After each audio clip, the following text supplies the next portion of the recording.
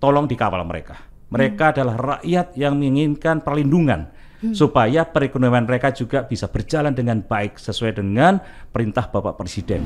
Kemudian ada mafia tanah, dia nggak bisa ngaku-ngaku. Kalau dia ngaku-ngaku, langsung kita pidanakan. Dan yang penting adalah komunikasi sosial yang biasa saya lakukan ketika menjadi Panglima TNI. Saya duduk bersama, ngobrol bersama untuk menyelesaikan masalah-masalah konflik agraria seperti itu. Kok bisa sampai dijulukin si otak setan? Saya selalu kalau ke daerah, saya selalu mengawasi Pak Presiden dan gerak-gerik di lingkungan sekitarnya. Sehingga kalau ada apa-apa yang mencurigakan, pasti saya mendekat. Saya bilang kan tadi, manajemen pertempuran. Jadi, deteksi, identifikasi, eksekusi.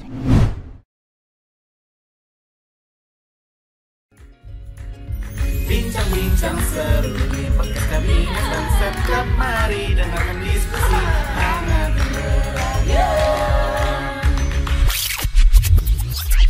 Halo kawan Kabinet, ketemu lagi di podcast Kabinet dan Sekretariat Kabinet. Saya Nadira dari Sekretariat Kabinet yang akan menjadi host kamu pada episode podcast kali ini. Untuk kawan kabinet yang mungkin belum tahu apa sih podcast itu, jadi podcast adalah podcast resmi Sekretariat Kabinet yang berisi ngobrol-ngobrol dan diskusi tentang berbagai topik, mulai dari kebijakan pemerintah, hot issue yang sedang berkembang di masyarakat, sampai profil para menteri, yang tentunya dikemas dengan penyampaian yang ringan dan santai. Nah, hari ini tamu saya adalah sosok yang sangat spesial.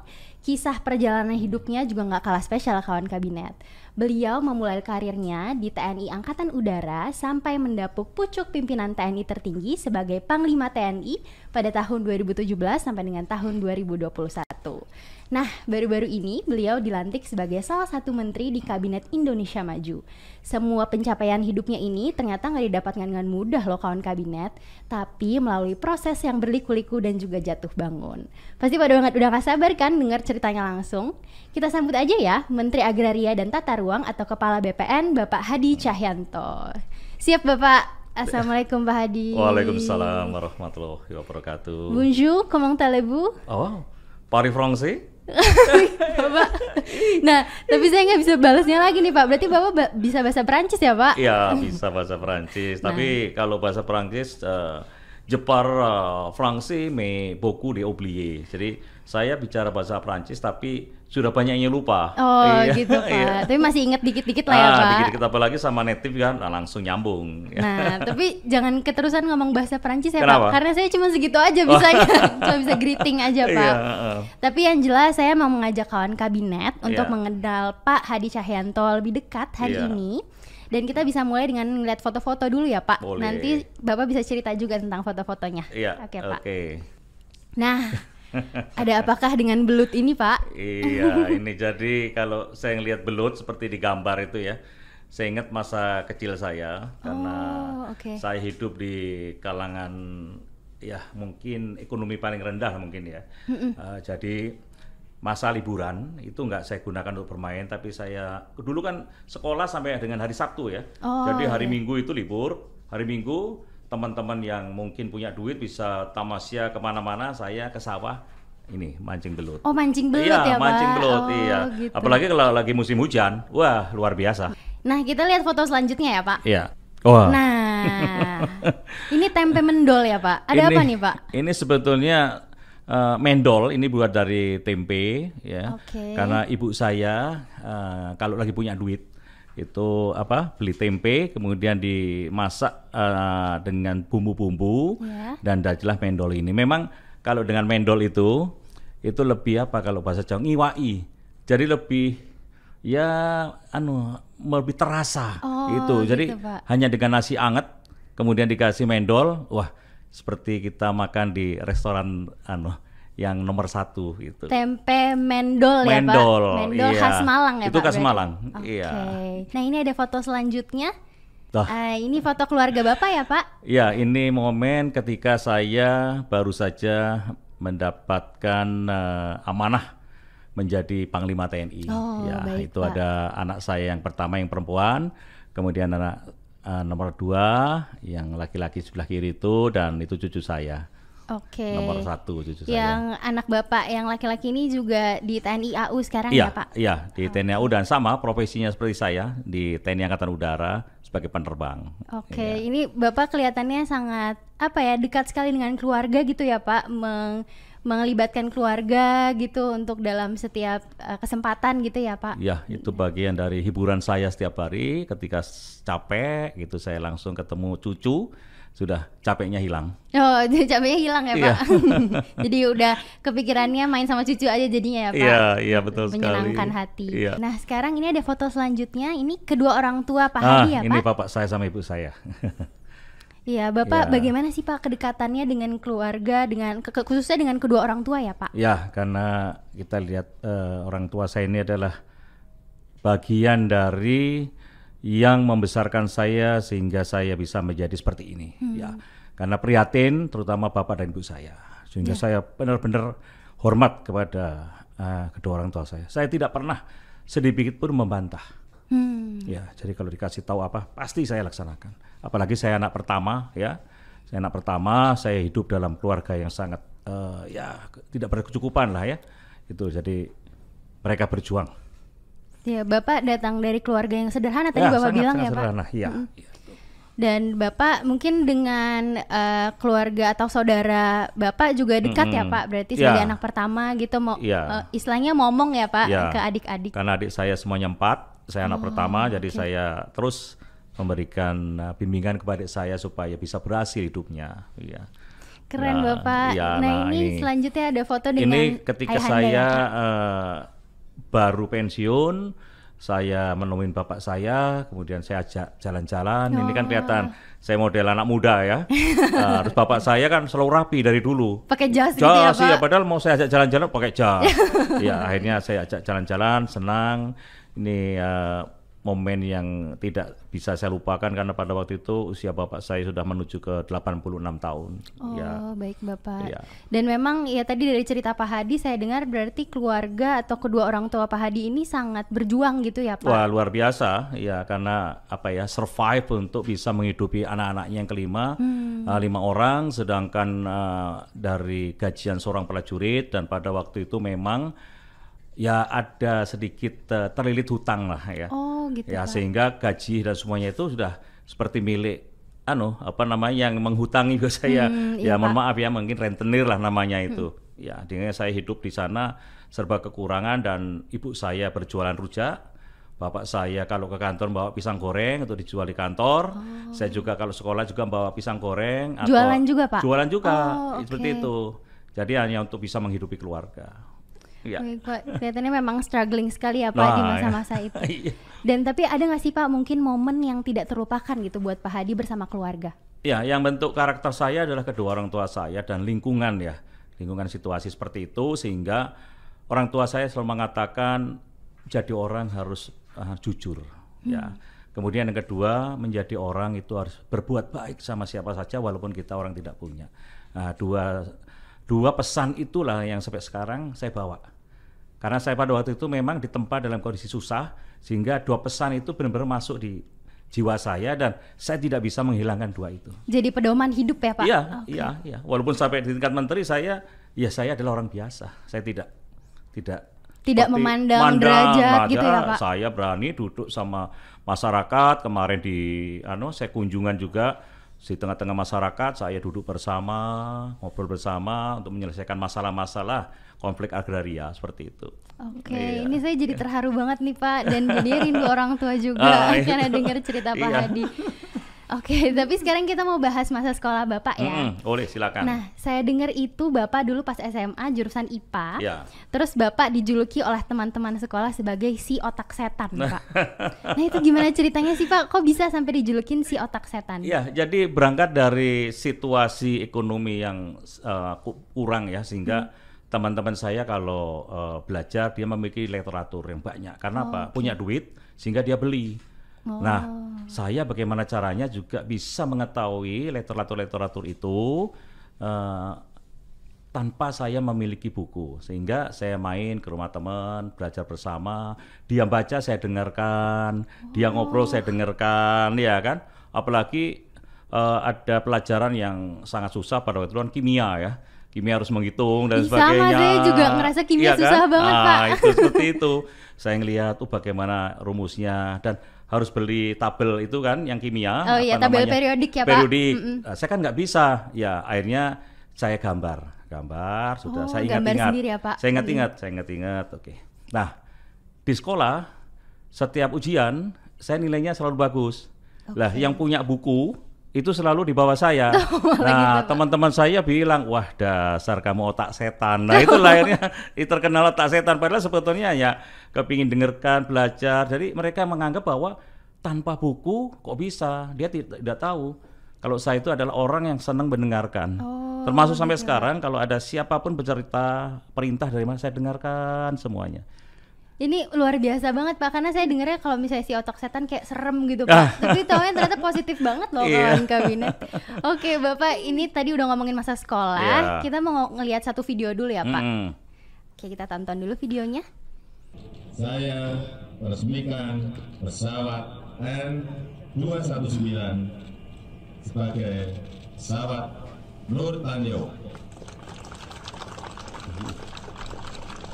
Assalamualaikum warahmatullahi wabarakatuh.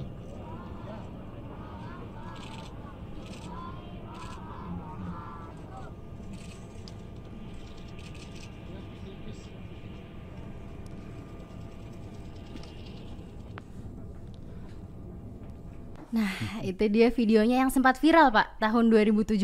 Iya. Itu gimana kejadiannya sebenarnya sih Pak? Iya, kembali lagi bahwa setiap ada kegiatan, saya kan dulu adalah sebelum menjadi itu Kepala Staf Angkatan Udara, jadi Sesmil, saya kan selalu mendampingi Pak Presiden. Jadi apa yang Pak Presiden sedang apapun, saya selalu memperhatikan.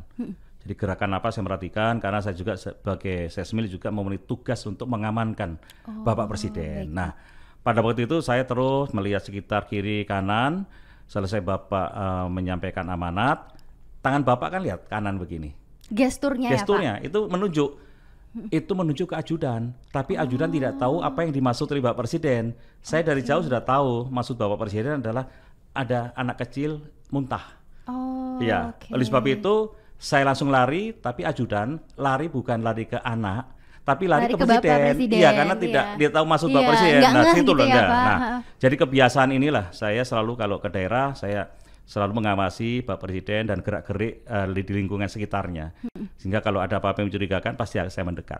Oke, ini kalau saya tangkap Bapak itu berarti bisa melihat atau memahami gestur pimpinan dengan sigap seperti gitu ya itu, Pak? Kira-kira. Karena Bapak langsung sigap, datang langsung menggendong anak tersebut gitu ya Pak? Oke. Nah Pak, ini kalau kita ngomongin tentang tahun 2021 kemarin, Bapak ini ditunjuk oleh Bapak Presiden sebagai Komandan Lapangan di MotoGP Mandalika. Dan ini acara yang begitu megah dan keberhasilan penyelenggarannya ini ya semacam menorehkan tinta emas gitu Pak untuk Indonesia. Saya mau ngucapin selamat dulu nih Pak. Terima untuk kasih Bapak. banyak Dira. Ya, dan kemudian Bapak juga punya peran penting tentunya di acara tersebut. Tapi ada nggak sih Pak mungkin satu momen yang menurut Bapak tidak terlupakan selama menjadi komandan acara tersebut? Iya, memang ada satu momen yang saya tidak lupa ketika pada hari H sebelum Bapak Presiden datang, pagi-pagi saya sudah di lapangan. Ngecek, kebetulan saya sudah tahu kira-kira yang akan terjadi permasalahan adalah di parkir timur atau parkir barat. Tapi pada waktu itu memang masuk dalam perhitungan saya adalah parkir timur. Kemungkinan akan terjadi jam. Oh, sudah ada prediksi ya Pak? Prediksi, karena saya di sana udah 3 bulan, kira udah tahu. Ketika saya menuju ke sana benar terjadi crowded. Jadi stuck gitu ya Pak? Nah, disitulah saya langsung turun, kemudian ngajak anggota saya pada waktu itu, yang ikut saya untuk mengatur lalu lintas di situ. Bapak ikut turun juga Pak? Tapi kan okay. tidak ada mic. Bagaimana? Ternyata di mobil saya itu ada alarm yang bisa kita gunakan untuk pengeras suara. Sehingga di situ kebetulan supir saya juga langsung turun, memerintahkan maju, hop. Nah itu saya ketawa. Waduh, ini kesan yang benar-benar tidak bisa saya lupakan. Saya turun, ngajak anak buah, langsung ngatur lalu lintas dan kami bersyukur lalu lintas semuanya bisa berjalan dengan lancar. Alhamdulillah ya Pak, jadi lancar lagi. Nah ini ya Pak, ada beberapa foto-fotonya Bapak ada di MotoGP Mandalika sebagai komandan lapangan. Dan ini terlihat ceria sekali nih Pak, di sini sedang. Ya, dengan Pak Kapolda ini, kemudian Kadisub, karena ini sudah kurang lebih 2 minggu sebelum hari H. Saya ngecek di lapangan, semuanya berjalan lancar sesuai dengan skenario saya. Jadi saya ketemu mereka, saya senang. Mudah-mudahan 2 minggu lagi apa yang kita rencanakan ini bisa berjalan dengan lancar. Dan saya sudah tahu kira-kira akan terjadi apa, itu sudah tahu karena berdasarkan simulasi-simulasi. Sudah ada prediksi-prediksi sebelumnya gitu seperti ya Pak. Itu. Oke. Nah Bapak, sekarang kita mau bahas peran Bapak sebagai menteri. Pada tanggal 15 Juni kemarin, Bapak ditunjuk atau dilantik oleh Bapak Presiden Jokowi sebagai Menteri Agraria dan Tata Ruang atau Kepala BPN, Pak. Dan ini mungkin amanah baru, jabatan baru yang berbeda dengan karir militer Bapak sebelumnya. Walaupun sama-sama mengabdi untuk bangsa dan negara ya Pak. Dan saya ingin tahu bagaimana sih Pak kesan Bapak saat ditunjuk oleh Bapak Presiden Jokowi sebagai Menteri ATR atau Kepala BPN ini? Ya, ketika itu saya H-1 sebelum dilantik, Spri telepon saya ketika itu jam 17:10, saya ingat saya sedang olahraga. Bapak masih inget jamnya ya Pak? Iya. Setelah itu ada berita masuk, saya lihat loh, kok dari Spri Presiden, saya tanya, kalau bisa 17:30 sudah di istana karena harus menghadap Bapak. Jadi sisa waktu kurang lebih 30 menit, saya langsung pakai baju, ngebut masuk istana. Di sini ditanya wartawan, Bapak mau jadi menteri? Oh, saya nggak tahu, saya kaget ini mau dipanggil presiden, saya nggak tahu mau jadi apa. Wartawan udah bertanya-tanya ya Pak? Bertanya-tanya, saya terus terang nggak tahu. Nah, ketika disampaikan, diterima oleh Pak Presiden dan disampaikan akan mendapatkan jabatan baru sebagai Menteri ATR dan Kepala Badan Pertanahan Nasional. Saya mengucapkan terima kasih dan langsung tercetus, wah ini ilmu baru Pak Presiden, langsung begitu. Presiden menyampaikan, loh pengalaman Panglima TNI lah yang nanti bisa dibawa ke sana karena biasa di teritorial dan kalau bikin laporan selalu detail permasalahan-permasalahan di lapangan. Nah itu kira-kira yang pertama kali saya sampaikan kepada Bapak Presiden sebelum dilantik. Baik Pak. Dan saya ingat setelah pelantikan kemarin itu, Bapak Presiden menyampaikan bahwa pengangkatan menteri baru ini berdasarkan pengalaman, rekam jejak dan juga skill manajerial gitu Pak. Ada nggak sih Pak mungkin pesan khusus dari Bapak Presiden mengenai amanah ini sebagai Menteri ATR atau Kepala BPN gitu Pak? Dan mungkin apakah Bapak punya strategi untuk menindaklanjutinya? Ya memang perintahnya adalah yang pertama agar program PTSL sertifikat ini dilanjutkan sesuai dengan target 126 juta. Saat ini sudah terrealisasi sebanyak 80 juta. Kemudian yang kedua adalah menyelesaikan konflik agraria ya, dan yang ketiga adalah menyelesaikan tata ruang IKN di Balikpapan. Nah, ada 3 itu ada ya 3 Pak? Ya, tapi saya langsung bilang ini saya kira mudah dengan manajemen pertempuran, manajemen perang itu. Kalau manajemen perang kan ada deteksi, identifikasi, eksekusi. Nah itu sudah kemarin dalam 1 minggu sudah saya laksanakan dan di 3 tempat semuanya berjalan normal dan selesai masalah di daerah. Mantap Bapak, itu berarti menggunakan skill Bapak tadi di militer itu ya Pak? Ya, saya harus melihat situasinya, saya pelajari, saya masuk dari mana, seperti itu. Dan yang penting adalah komunikasi sosial yang biasa saya lakukan ketika menjadi Panglima TNI. Ini kalau kita lihat foto Bapak terlihat semangat sekali nih Pak saat pelantikan. Kayaknya optimis sekali gitu Pak. Iya, kebetulan ada teman-teman juga dari media. Ketika saya dilantik menjadi Panglima TNI dengan gestur yang sama seperti ini. Iya, jadi seperti setting saja padahal enggak. Padahal enggak sadar juga ya Pak. Karena saya kalau disapa wartawan itu selalu angkat 5 jari atau seperti ini.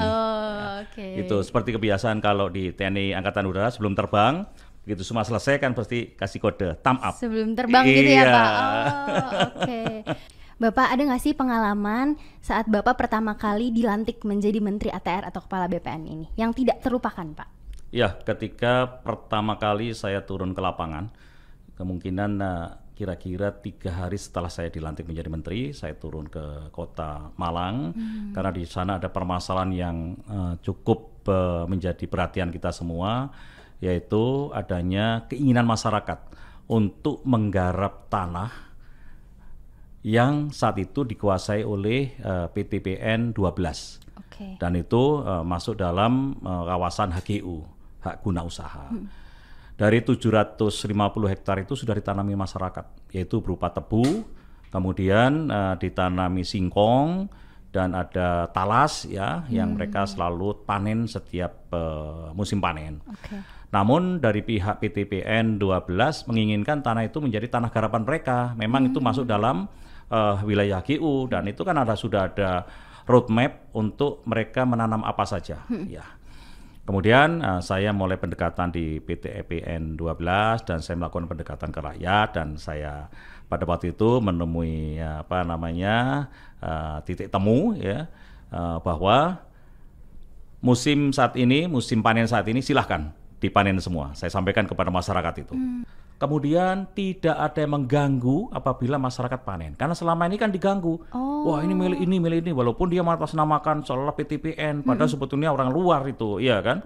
Nah, setelah saya angkat, kemudian saya juga memberikan permasalahan bahwa Bapak-Bapak dan Ibu sekalian, tanah ini sebetulnya adalah tanah milik PTPN 12. Ini HGU yang menjadi tanggung jawab PTPN. Oleh sebab itu, setelah musim panen ini, pihak PTPN akan berkoordinasi dengan ibu-ibu sekalian untuk bisa di KSO-kan, kerjasama operasi. Ya, kemudian tetapi nanti Bapak-Bapak dan Ibu sekalian, saya akan bicarakan kepada PTPN. Ya, nanamnya nanam apa?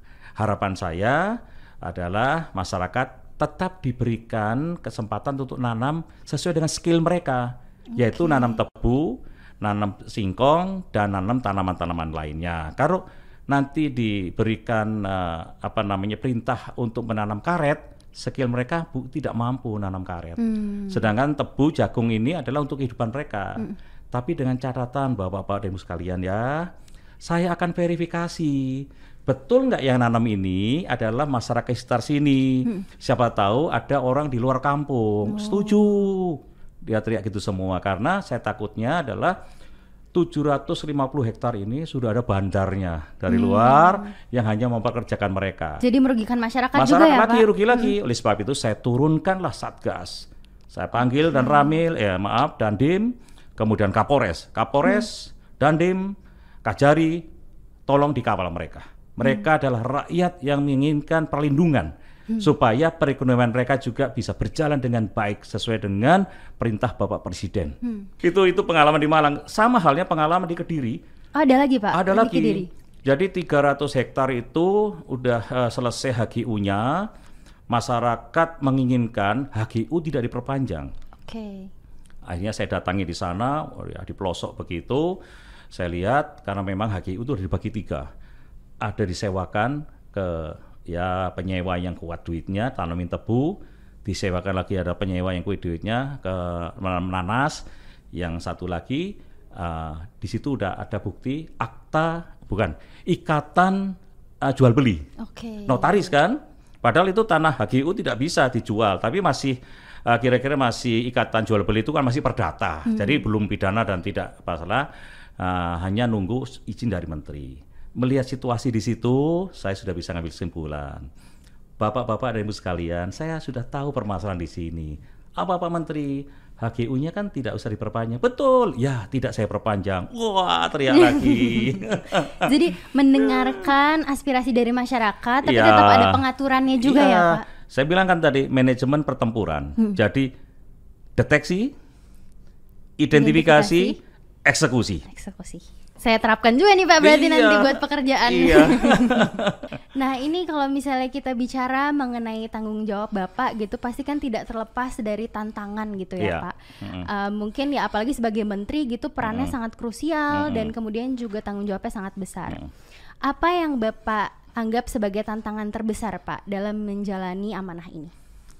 Iya, saya kira hampir semuanya menjadi tantangan karena saya harus bekerja serius, apalagi perintah Pak Presiden itu jelas ada 3, dikaitkan dengan penyelesaian sertifikat. Ini juga bukan hal yang harus ditinggal santai, harus benar-benar, karena untuk sertifikat sendiri saya sudah punya target bahwa sebelum atau berakhirnya tahun 2022 itu ada kota atau kabupaten yang sudah berstatus kabupaten lengkap atau kota lengkap. Artinya seluruh kabupaten itu atau kota itu semuanya sudah disertifikatkan tanahnya. Sehingga itu target Bapak ya? Target, berarti, ya? paling tidak ada setiap provinsi ada 3 atau 4 atau 5 itu ya. Dan memang kepala kantor sudah saya panggil. Kalau seandainya itu bisa terjadi, artinya di Indonesia baru pertama kali wilayah itu bisa tersertifikat secara penuh dan kita bisa sampaikan bahwa wilayah itu adalah menjadi wilayah yang memberlakukan hukum positif. Artinya apa? Hukum positif, ketika ada investor datang, tenang, karena semua sudah tersertifikat dengan baik, aman. Ya, kemudian ada mafia tanah, dia nggak bisa ngaku-ngaku. Kalau dia ngaku-ngaku, langsung kita pidanakan. Iya betul. Itu yang target saya. Dan saat ini belum ada wilayah-wilayah yang memberlakukan hukum positif terkait dengan sertifikat tanah. Nah, kalau tadi ngomongin target Pak, kayak Bapak terlihat optimis sekali. Tapi kalau saya tanya kira-kira dari skala 1 sampai 100, kira-kira seberapa optimis Bapak untuk mencapai target tersebut? Untuk mencapai target, dengan kondisi saat ini dan situasi di lapangan yang ada, itu saya katakan 95% saya berani mengatakan itu. Kan yang 5% adalah persentase kegagalan, ada ini itu hanya kurang lebih 5%. Karena saya harus turun ke lapangan. Apa sih Pak sebetulnya yang menjadi perjuangan terbesar Bapak hingga titik saat ini? Saya lahir dari orang biasa, kemudian saya tumbuh juga dengan serba kekurangan sehingga orang melihat saya pasti sebelah mata. Ya, alah kamu seperti itu masa bisa? Meremehkan ya Meremehkan. Pak? Nah, dengan ketekunan saya optimis bahwa saya bisa meraih bintang. Itulah yang menguatkan dan termasuk doa orang tua. Karena setiap ada permasalahan saya sampaikan ke ibu saya, bapak saya, ora popo, itu bahasa Indonesianya ya tidak apa-apa, pasti akan ada jalan. Bapak sama ibu berdoa dari belakang. Nah, itu menguatkan, langsung bisa berhasil. Saya terharu lagi nih Pak mendengar cerita. Berarti doa orang tua itu sangat sangat ngena di Bapak dan berpengaruh gitu ya Pak. Betul sekali. Dan sampai sekarang Bapak. Saya rasakan itu hanya doa orang tua. Memang doa orang tua memang dahsyat.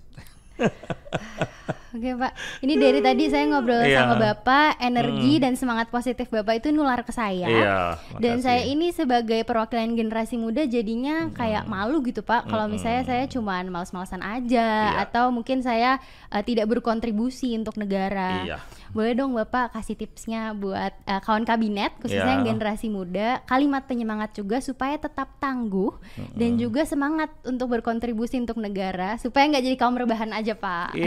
Saya senang kalau bicara dengan generasi milenial. Ya, saya selalu mengatakan fokus dengan pekerjaannya dan harus ciptakan inovasi. Tadi pagi saya manggil anggota saya yang milenial, saya challenge dia. Kamu bisa nggak merealisasikan keinginan saya bikin sertifikat secara elektronik? Bisa. 4 permintaan saya. Yang pertama adalah bisa mengimplementasikan tanda tangan elektronik. Kedua, bisa mengimplementasikan segel elektronik. Yang ketiga, bisa mengimplementasikan cap elektronik. Dan yang keempat, bisa mengimplementasikan materi elektronik.